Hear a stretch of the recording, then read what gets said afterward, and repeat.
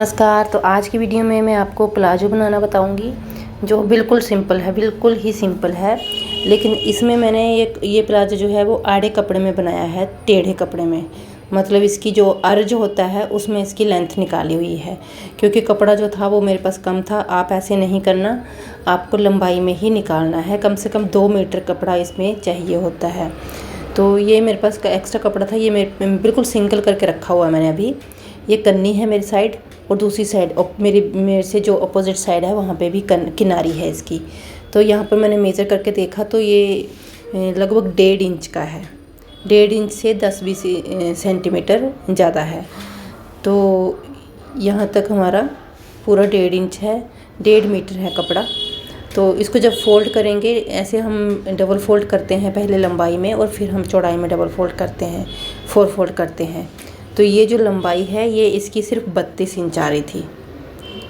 तो इसलिए मैंने इसको चौड़ाई जो होती है, अर्ज जो होता है उसमें निकाला हुआ है। तो इसकी कटिंग आप देखिए, कपड़ा जो है वो आप लंबाई के हिसाब से रखना, लंबाई में रखना, ठीक है। तो इसका जो अर्ज है वो 43 इंच है। मुझे 37 इंच का प्लाजो बनाना है, ठीक है। तो ये थोड़ा लूज़ रहेगा। वैसे जो आड़े कपड़े में हम कपड़ा बनाते हैं चौड़ाई में, वो जल्दी फट जाता है और थोड़ा खिंचा सा रहता है। लेकिन ये मैंने बिल्कुल लूज़ बनाना है, तो इसमें वो प्रॉब्लम नहीं आएगी। तो इसको ऐसे 4 फोल्ड कर लिया मैंने। जो मेरी साइड थी वो खुली हुई साइड है, और मेरे से अपोजिट साइड है वो बंद साइड है, और ऊपर और नीचे दोनों किनारी वाली साइड है, ठीक है। ये चौड़ाई वाली साइड है जहाँ से मैं इसकी लंबाई निकाल रही हूँ। तो इसमें हमने जो चौड़ाई रखनी है यहाँ हिप की जगह पे, क्योंकि ये पूरा मैंने इलास्टिक वाला बनाना है। तो जितना आपका हिप है, जैसे मेरी हिप जो है वो 42 है, तो 42 को हमने 4 से डिवाइड करना है, ठीक है। सबसे पहले मैंने कन्नी निकाल दी नीचे की, और 2 इंच हमने यहाँ पर जो पोंचा फोल्ड करते हैं ना उसके लिए रख लेना है। अब इस 2 इंच वाली फोल्डिंग जो है इसके ऊपर हमने यहीं पे इंच टेप रखना है, और पूरी लंबाई रखनी है। कोई हमने इलास्टिक के लिए 1 इंच एक्स्ट्रा वेस्ट्रा कुछ नहीं रखना। सिर्फ हमने जो 2 इंच फालतू रखा है पोंचे के लिए, उसके ऊपर पूरी जो प्लाजो की लंबाई है वो रखनी है। 1 इंच की बेल्ट डलती है, वो हमारा एडजस्ट हो जाएगा इसी में, ठीक है। वो पूरा आ जाएगा बाद में।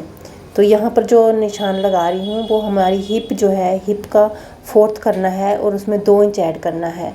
जैसे मेरा हिप 42 है, तो 42 इंच का 4th जो होता है वो 10.5 इंच है। 10.5 इंच में 2 इंच ऐड किया, 12.5 इंच मैंने चौड़ाई लगाई है। और वही हिसाब इसका जो क्रॉच लाइन है उसकी है। 12.5 इंच मैंने चौड़ाई, और 12.5 इंच मैंने क्रॉच लाइन रखी है। क्रॉच लाइन के आगे 2 इंच 2.5 इंच मैंने क्रॉच लाइन के शेप के लिए लगाया है। और इसके आगे मैंने बैक पार्ट के लिए अभी जो निशान लग रहा है वो बैक पार्ट के लिए है, ठीक है। इसको बिल्कुल हल्का सा शेप देना है, ऐसे बिल्कुल यू में नहीं देना है होता, ठीक है। एक हमारा फ्रंट पार्ट का आ गया, एक बैक पार्ट का आ गया। बैक पार्ट का जो है वो हमारा हल्का सा जो डबल फोल्ड कपड़ा है, क्योंकि 4 फोल्ड हमने थोड़ा सा पास में ही करा था, पूरा 4 फोल्ड नहीं करा हुआ है। नीचे पोंचा रखना है जितना भी आपको रखना है। मैंने 11 इंच रखा है, और इसको इस तरीके से थोड़ी सी शेप देते हुए हमने इसको मिला देना है, ठीक है। तो जब हम कपड़ा फोल्ड करते हैं ना, तो फोल्डिंग में हम बताते हैं जैसे हिप के हिसाब से फोल्ड करना है, लेकिन यहाँ पर हिप के हिसाब से तो फोल्ड करना है। जैसे हिप मेरी 42 है, उसमें 10.5 इंच 4 से डिवाइड करके 10.5 इंच, और 12.5 इंच हमारा 2 इंच ऐड करके, उससे भी आगे हमने क्रॉच एरिया जो है ना, जो शेप होती है उसके लिए रखना होता है। तो उतना हमने फोल्ड करना है। ये ऊपर का मैंने कटिंग कर दिया, तो वो हमारी बेल्ट के लिए आ जाएगा। और बेल्ट के बाद हमने जो फ्रंट हमने निशान लगाया हुआ है ना, यहाँ पे 1 या 1.5 इंच तक का हमने डाउन करना है फ्रंट में, ठीक है। तो सबसे पहले हमने यहाँ पर जैसे ये वाली चौड़ाई जो हम रखते हैं ना, जो मैं अभी बता रही थी, तो जो हम 4 फोल्ड करते हैं ना प्लाजो में, तो वो जो हिप की चौड़ाई है, जो हिप का पूरा मेजरमेंट है तैयार, जैसे 12.5 इंच 2 इंच ऐड करके, उससे भी 2.5 इंच हमने ज़्यादा लेनी है। मैंने 15 इंच लिया है जो फोल्डिंग है, ठीक है। तो इस तरीके से ये डाउन करना है। यहाँ पर मैंने फ्रंट पार्ट कटिंग कर दिया है। आपने ऐसी गलती नहीं करनी है, पहले आपको बैक पार्ट कटिंग करना है, ठीक है। और बैक पार्ट कटिंग करने के बाद आपने फ्रंट पार्ट कटिंग करना है, ठीक। अब फ्रंट पार्ट मैंने कट कर दिया, तो सारी लाइंस जो है वो गायब हो गई। तो यहाँ से हमने लाइन पहले ड्रॉ कर लेते हैं। ऐसे लाइन थी हमारी, ऐसे। तो पहले हमने ये वाला जो बैक पार्ट है जो अभी कटिंग कर रही हूँ वो कटिंग करना है आपने, और फ्रंट पार्ट आपको इसे कटिंग करने के बाद कटिंग करना है, ठीक है। तो इस तरीके से कटिंग कर दिया। अब ऊपर हमने थोड़ा सा डाउन करना है आगे वाले पल्ले को, तो यहाँ पर 1.5 इंच मैंने डाउन किया है। इसको ऊपर ऐसे मिला देंगे और इसको कट कर देते हैं।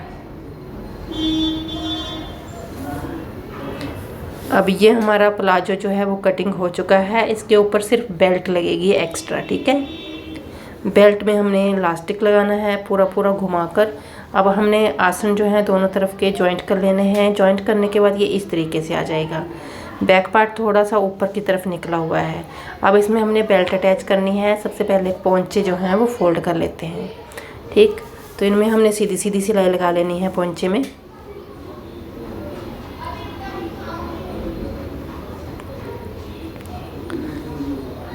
अगर आपको इसमें कुछ भी क्रॉच लाइन या हिप लाइन के बारे में कुछ भी समझ नहीं आया हो तो प्लीज़ आप कमेंट करना। आपके सभी कमेंट का मैं आंसर देती हूँ, ठीक है। तो ये हमने पोंचे फोल्ड कर लिए हैं। उसके बाद हमने उल्टी साइड से बेल्ट जोड़नी स्टार्ट की है। तो उल्टी साइड से हमने पूरी घुमाकर बेल्ट लगा देनी है। उसके बाद हमने सीधी साइड के लिए फ़ोल्ड करनी है। सीधी साइड के लिए फ़ोल्ड करेंगे, उसके बाद हमने इसमें इलास्टिक डालना है और फिर इसकी फ़िटिंग कर देंगे। बस यही काम है इस प्लाजो में, बहुत ही सिंपल है। और क्योंकि मैंने चौड़ाई में बनाया है तो थोड़ा लूज़ भी रखा हुआ है इसके पोंचे वगैरह, ठीक है। आप 10 इंच तक का पोंचा भी रख सकते हो।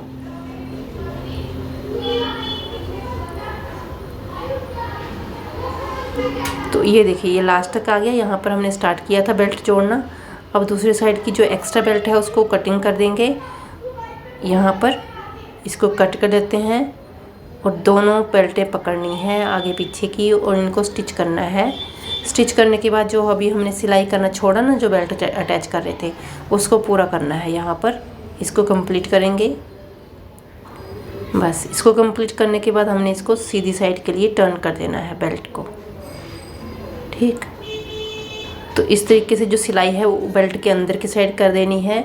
और यहाँ पर एक जैसे नाड़ा डालने के लिए हम बेल्ट बनाते हैं ना, वैसे ही बनानी है सेम। और एक हमने थोड़ा सा 2 इंच तक का खुला रखा है इलास्टिक डालने के लिए। अब मैं यहाँ पर फिटिंग कर रही हूँ इसकी। पोंचा मैंने डबल फोल्ड किया है और लगभग 1 इंच का मार्जिन छोड़ते हुए इसको पूरा एक तरफ से लेकर आसन से होते हुए दूसरी साइड तक हमने कंप्लीट कर लेनी है सिलाई। और इस सिलाई को हमने डबल सिलाई लगा देनी है, मतलब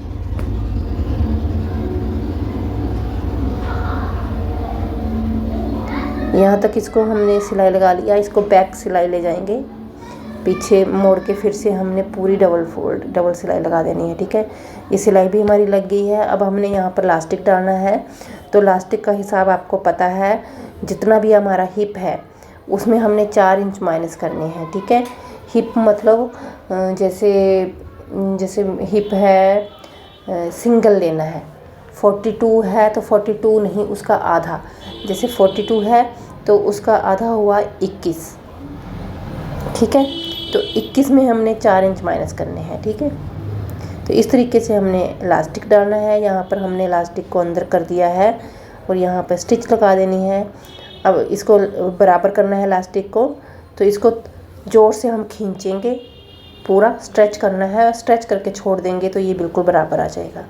अब इसके सेंटर में एक सिलाई लगा देते हैं। ऐसे स्ट्रेच करके इसको सिलाई लगा देंगे, जिससे आपकी जो इलास्टिक की फिनिशिंग है वो भी बढ़िया आती है। और इलास्टिक जो है पहनने के बाद उलट पलट नहीं होता है, ठीक है। एक ही सेट रहेगा, मतलब ठीक। यहाँ पर इलास्टिक भी लग गया। अब हमारा प्लाजो जो है वो पूरा कंप्लीट हो गया है। प्रेस करने के बाद ये कुछ ऐसा आया है, ठीक है। ऐसे खोलेंगे तो ये हमारा इस तरीके से बना है। Thank you for watching. कुछ भी क्वेश्चन हो तो ज़रूर करना।